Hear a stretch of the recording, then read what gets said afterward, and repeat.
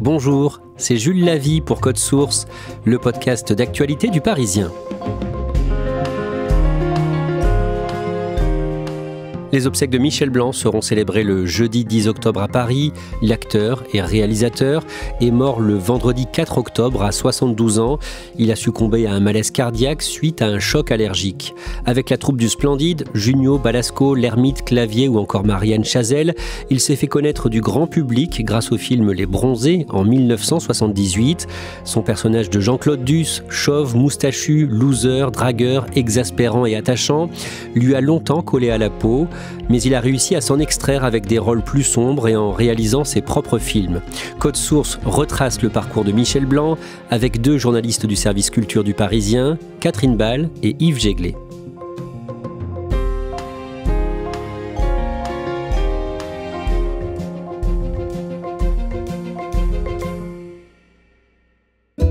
Yves Jéglé, décrivez-nous le personnage de Jean-Claude Duss dans Les Bronzés. C'est un loser, il est assez ringard quand ils arrivent dans le premier Bronzé. Il a une chemise avec un col pelle à tarte alors que les autres sont déjà au club, en maillot, etc. Il est gringalet, il est tout petit, il est très blanc, voire gris, donc évidemment il a des coups de soleil. Il est très mal à l'aise avec les femmes, mais il drague tout le temps, n'est-ce pas ? Il espère conclure. Et même dans un atelier judo, donc il a son kimono, sa ceinture orange, et il a un bandana. En général, c'est quand on a les cheveux longs pour tenir des cheveux qu'il n'a plus. Oh, c'est malin! Oh, laisse tomber, c'est une folle, elle sait pas ce qu'elle veut. Non, enfin, j'étais à deux doigts de conclure, t'as tout foutu en l'air. Je sais pas ce qui me retient de te casser la gueule, tiens. La trouille, non? Ouais, ça doit être ça, Laurent.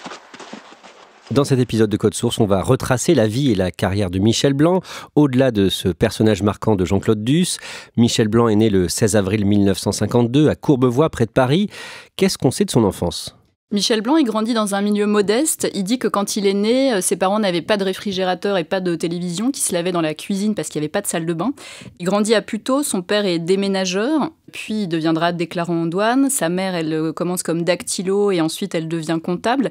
Il est fils unique et ses parents le surprotègent parce qu'il est chétif, il est un peu fragile et on lui diagnostique assez tôt un souffle au cœur. Il est marqué par son grand-père, le père de sa mère, chez qui il passe tous les jeudis, les jours où il n'y a pas école à ce moment-là. Son grand-père a une petite boutique d'horlogerie au pied d'un HLM et Michel Blanc y va tous les jeudis parce que ses parents travaillent beaucoup, ne peuvent pas le faire garder et ils ont un lien très fort avec ce grand-père qui est un breton taiseux, mais Blanc dira que ce qu'il préfère dans la vie c'est la tendresse et que c'est ce grand-père qui lui a appris un peu secrètement, sans beaucoup de mots, cette tendresse. Un jour, quand il a 6 ou 7 ans, à l'école, l'institutrice organise un petit spectacle. Oui, la maîtresse a comme idée de monter un faux spectacle de corrida.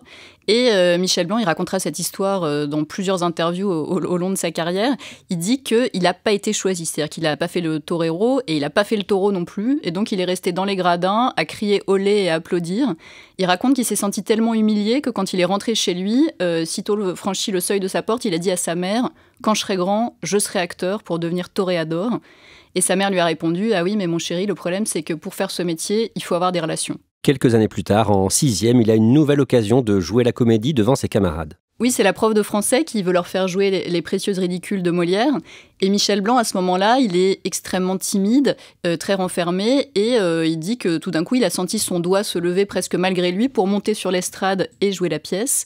Et à ce moment-là, il a eu une révélation, c'est-à-dire qu'il a commencé à parler. Toute la classe s'est marrée.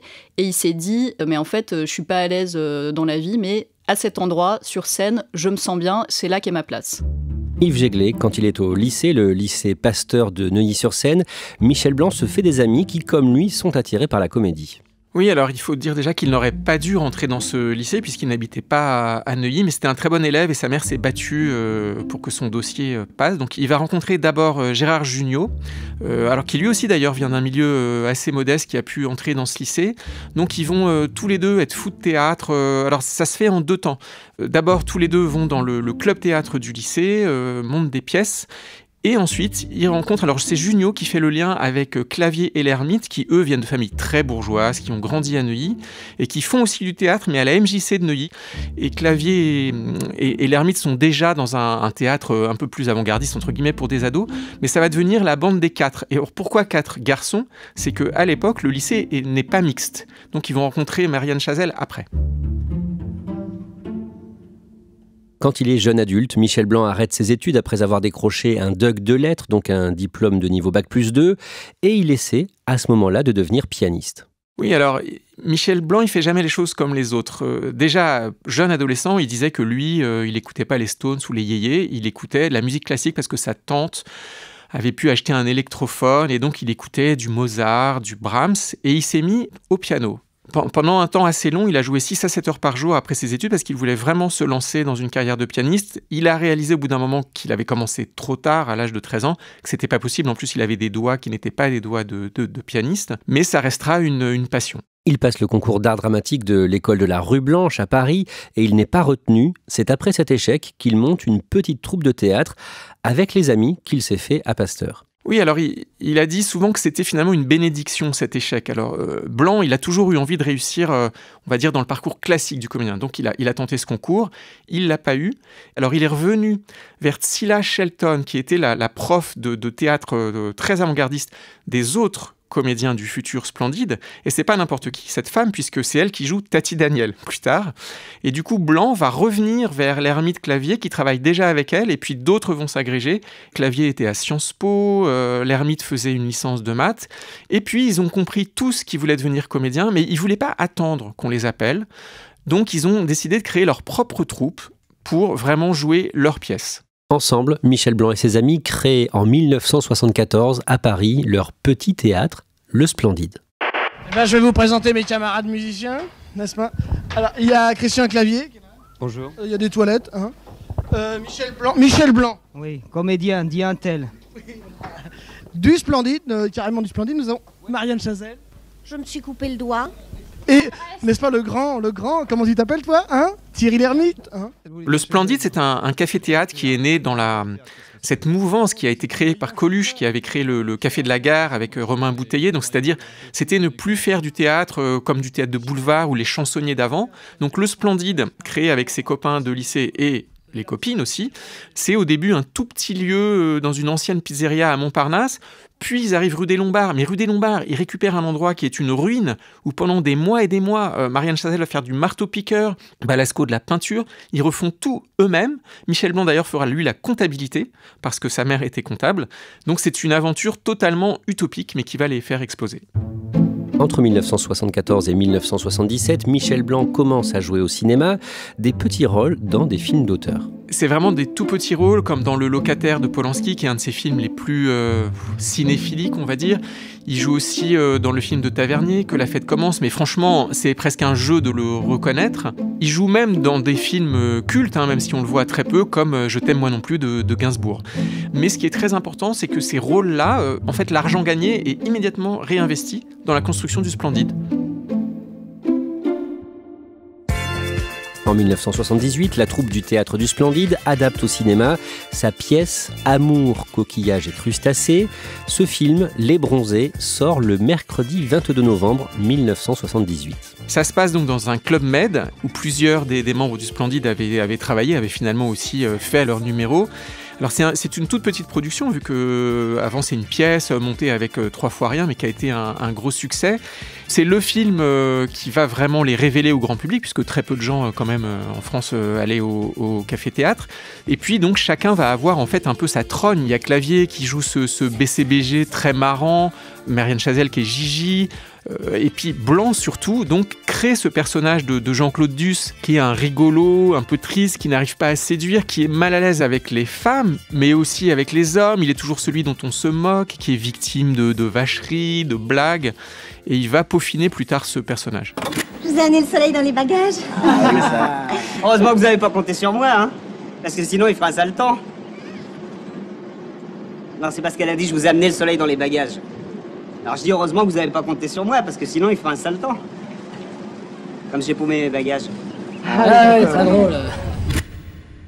L'année suivante, Catherine Ball, la troupe du Splendide, propose un deuxième film avec Les Bronzés. On retrouve les mêmes personnages avec des vêtements plus chauds. C'est Les Bronzés font du ski qui sort tout juste un an après le premier, le 22 novembre 1979. Oui, avant même la sortie du premier film des Bronzés, la troupe du Splendide se lance dans l'écriture d'un deuxième film où ils transposent les Bronzés à la montagne. Donc les Bronzés font du ski, ils vont à Val d'Isère, ils commencent à écrire et donc naîtra cette histoire complètement improbable avec le personnage de Jean-Claude Duss, Gigi, Popeye, Clavier en médecin. Et c'est dans les Bronzés font du ski qu'il y a des répliques aussi cultes comme celle de Jean-Claude Duss à Bernard, qui est joué par Junio. Sur un malentendu, ça peut marcher. Écoute Bernard, je crois que toi et moi, on a un peu le même problème. C'est-à-dire qu'on peut pas vraiment tout miser sur notre physique, surtout toi. Alors si je peux me permettre de te donner un conseil, c'est oublie que t'as aucune chance, vas-y, fonce. On sait jamais, sur un malentendu, ça peut marcher. Après le succès des Bronzés, les auteurs dont on parlait tout à l'heure, comme Roman Polanski, ne rappellent plus Michel Blanc. Oui, Michel Blanc, il va dire après qu'il est passé directement du statut d'acteur pour un cinéma d'auteur au statut de paria de la critique intello. Il dit que voilà, à ce moment-là, comme il était devenu Jean-Claude Duss, il stimulait plus du tout l'imaginaire des auteurs. Il a eu cette formule assez marrante, il a dit « Vous imaginez le dernier métro avec un type qui ressemble à Jean-Claude Duss ?» Au début des années 1980, Michel Blanc joue dans 3 comédies de Patrice Lecomte, qui avait réalisé Les Bronzés, Viens chez moi, j'habite chez une copine, Ma femme s'appelle Revient, Circuler, y a rien à voir. Il incarne des personnages qui rappellent Jean-Claude Duss. C'est déjà une petite évolution, notamment sur le travail de l'écriture, puisque Blanc et Lecomte aiment beaucoup écrire ensemble. Par rapport aux Bronzés, qui sont quand même beaucoup une suite de gags, de sketchs, ces 3 films avec Lecomte sont plus écrits tout en restant dans évidemment ce personnage un peu de loser, de gringalet, mais c'est le début d'un chemin qui va les mener très loin. Yves Jéglé, à la même période, Michel Blanc prend ses distances avec la troupe du Splendide, et notamment avec ses films. Il préfère écrire seul les scénarios et il se lance dans la réalisation avec le film Marche à l'ombre, qui sort en 1984. C'est comment Marche à l'ombre et il est comment dans ce film? C'est un vrai tournant, il est très très bon. C'est un duo entre Gérard Lanvin et lui, mais c'est pas un duo caricatural. Lanvin est certes le beau gosse, celui à qui tout réussit, sauf que d'une part, en fait, tout ne lui réussit pas. Et Michel Blanc joue un loser beaucoup moins beau, mais qui parfois va conclure. C'est donc un nouveau Duss. Oh, qu'est-ce que c'est que ça? Ah, c'est du boulot. C'est quoi ce boulot? Des valises de vêtements transportés, il y en a 6. Oh là là, ça sent mauvais, ça. Qui c'est qui t'a branché là-dessus? C'est Monsieur Christian, le mec du bistrot. Oh, mais t'es malade, toi? T'as pas vu la tête de gangster qu'il a? Tiens, je crois que tu l'avais pas vu hier, toi. Si, enfin très vite, quoi. Ah ouais, vite, ouais. Mais c'est un film qui surtout a beaucoup d'épaisseur, beaucoup de tendresse. C'est 2 routards. Il y a un côté un peu américain dans ce road movie. Ça raconte aussi les squats à Paris, de milieux immigrés qui s'en sortent comme ils peuvent. Ça reste une comédie. Ça reste une comédie d'ailleurs qui va avoir un grand succès. Je crois qu'il y a eu plus de 6 millions de spectateurs. Mais c'est un nouveau Michel Blanc. Catherine Ball, après Marche à l'ombre, le cinéaste Bertrand Blier fait appel à lui pour son nouveau long-métrage, Tenue de soirée, qui sort en 1986. Au départ, le rôle n'a pas été écrit pour Michel Blanc, il est un second choix. Oui, Blier, il a pensé d'abord à Bernard Giraudot. Il a écrit le film pour lui et Bernard Giraudot refuse le rôle. Giraudot, c'est vraiment le beau gosse, voilà, avec ses yeux bleus, sa carrure athlétique. Et il a une idée complètement à l'opposé de Bernard Giraudot et il se dit, je vais prendre Michel Blanc. C'est un rôle qui est quand même assez casse-gueule puisque c'est Antoine, un homme qui s'entiche d'un autre homme, qui est joué par Gérard Depardieu, et qui va se travestir. Blanc dit d'ailleurs qu'il a eu très peur de jouer ce rôle, mais qu'il s'est dit ça peut être vraiment une bascule. Et après, a posteriori, il a dit c'était le rôle le plus important de ma vie, et ça a été vraiment pour moi un tourbillon et un conte de fées. Et si on allait se taper un chocolat, les filles? Pourquoi faire? Pour se réchauffer, histoire d'avoir un peu de douceur. J'ai pas envie de douceur. Ça m'a jamais porté bonheur, le chocolat. Je le trouve amer, le chocolat. T'as pas froid? Évidemment que j'ai froid. T'as pas mal aux pieds? Évidemment que j'ai mal aux pieds. Alors viens boire un chocolat. Un bon chocolat bien chaud. Oh, mais qu'est-ce qu'elles ont à me coller aujourd'hui? Laissez-moi faire mon travail tranquille. Quel travail? Depuis qu'on est là, t'as pas levé un client. T'en as levé, toi? Tu baises à bureau fermé? Pauvre salope. Le 19 mai 1986, au Festival de Cannes, Michel Blanc reçoit le prix d'interprétation masculine pour ce rôle. Oui, c'est le prix le plus prestigieux. C'est beaucoup plus prestigieux encore qu'un César, parce que Cannes, c'est un festival international. Et Michel Blanc dira « Jamais dans mes rêves les plus fous, j'aurais pu imaginer qu'un jour, j'aurais un prix d'interprétation à Cannes. » Michel, contente de ce... Ah oui, tout à fait. Évidemment, je suis très heureux. C'est encore un peu frais, alors je ne réalise pas tout à fait. Mais je suis très heureux. Il dira après, le plafond de verre a explosé et il est devenu à nouveau fréquentable pour les auteurs. 3 ans plus tard, Michel Blanc joue une nouvelle fois sous la direction de Patrice Lecomte. Il incarne un personnage inquiétant dans le film Monsieur Hir. Oui, c'est un film vraiment très nouveau pour tous les deux d'ailleurs. Pour Lecomte, qui n'est plus du tout dans la comédie, mais qui adapte un roman noir de Simenon. Et Michel Blanc joue un personnage, alors il a un point commun avec Duss, mais vraiment de loin, c'est qu'il est encore totalement inhibé, incapable d'aller vers les autres. C'est une sorte de sociopathe qui a effectivement un visage livide, inquiétant. Il est complètement fasciné par sa voisine, mais il est totalement incapable de lui parler, et donc il va jouer un rôle de voyeur, où il l'observe en se cachant quand elle se change.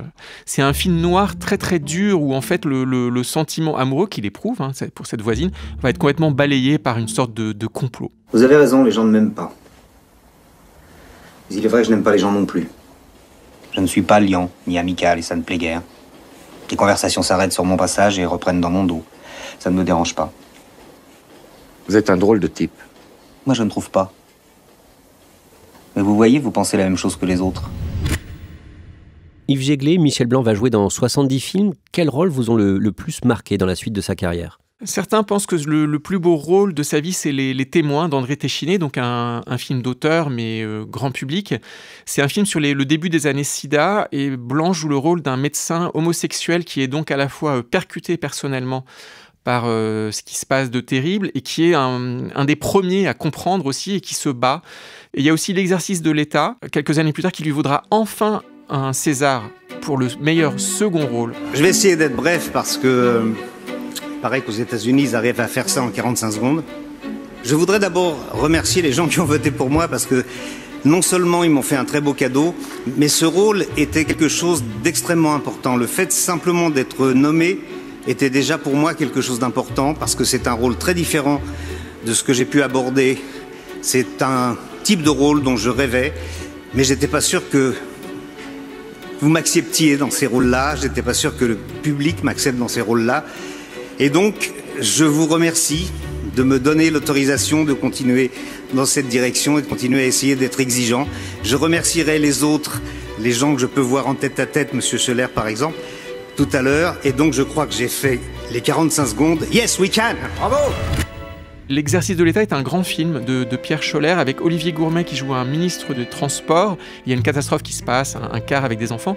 Et Michel Blanc joue le directeur de cabinet. Dans une période très grave pour l'État, et il a une présence incroyable dans ce film.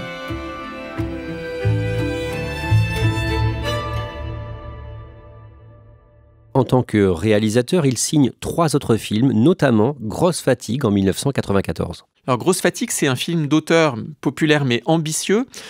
Michel Blanc avait beaucoup d'admiration pour Woody Allen en tant qu'acteur-réalisateur, se mettant en abîme, se moquant de lui-même. Et dans Grosse Fatigue, donc, il va jouer son propre rôle, celui d'une star qui va pas bien, mais qui va devoir en plus affronter un double, puisqu'il y a un sosie qui ressemble à Michel Blanc dans le film et qui est joué par lui, qui va commettre des crimes, des délits, des viols, qui va venir à Cannes à sa place. Et le problème, c'est que le vrai Michel Blanc n'arrive pas à convaincre ses amis, son entourage, joué par Carole Bouquet, par la troupe du Splendide, tous jouant leur propre rôle. Tous ses amis ne veulent pas croire que l'autre est un sosie. Donc c'est une réflexion à la fois sur la célébrité, sur le vertige de ce que c'est qu'être soi-même. Et c'est un film qui va à la fois marcher et être très personnel. Vous êtes Michel Blanc? Je sais pas, il est encore trop tôt là. Et vous? Michel, qu'est-ce qu'on prend? C'est exactement... Mais j'en sais rien, bordel, j'en sais rien. T'as vu? C'est le petit chauve débronzé, comment il s'appelle là? Michel Blanc? Il est où? Sous les crudités. Bah et elle, c'est pas Carole Bouquet? Ah merde. Catherine Ball, on l'a dit, Michel Blanc a joué dans 70 films, mais ce personnage de Jean-Claude Duss lui colle à la peau. Oui, il a souvent raconté que dans la rue, les gens lui parlaient comme si il était leur pote, qu'il lui disait « Allez, t'as une ouverture, tu vas conclure », en référence à des dialogues célèbres des Bronzés.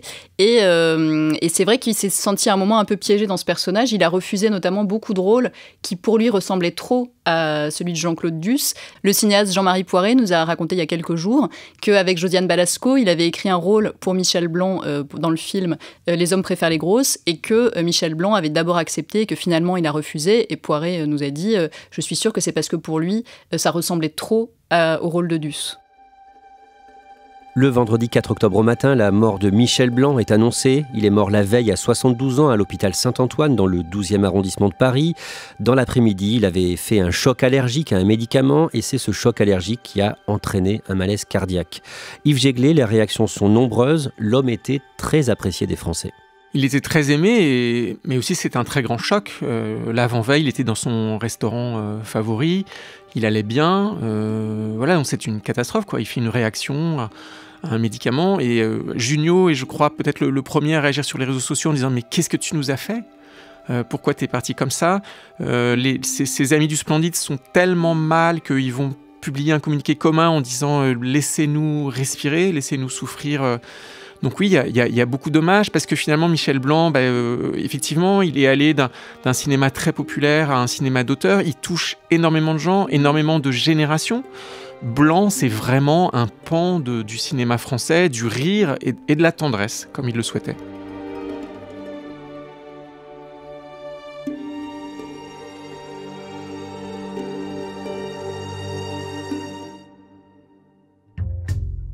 Merci à Catherine Ball et Yves Jéglé. Cet épisode de Code Source a été produit par Clémentine Spiller, Thibault Lambert et Barbara Gouy. Réalisation, Julien Moncouquiol. Code Source est le podcast quotidien d'actualité du Parisien. Si vous aimez Code Source, n'hésitez pas à le dire en laissant un commentaire ou des petites étoiles sur votre application audio ou sur YouTube. Et puis n'oubliez pas le second podcast du Parisien, Crime Story, chaque samedi. Une affaire criminelle racontée par Claudia Prolongeau avec Damien Delsoni, le chef du service police-justice du Parisien.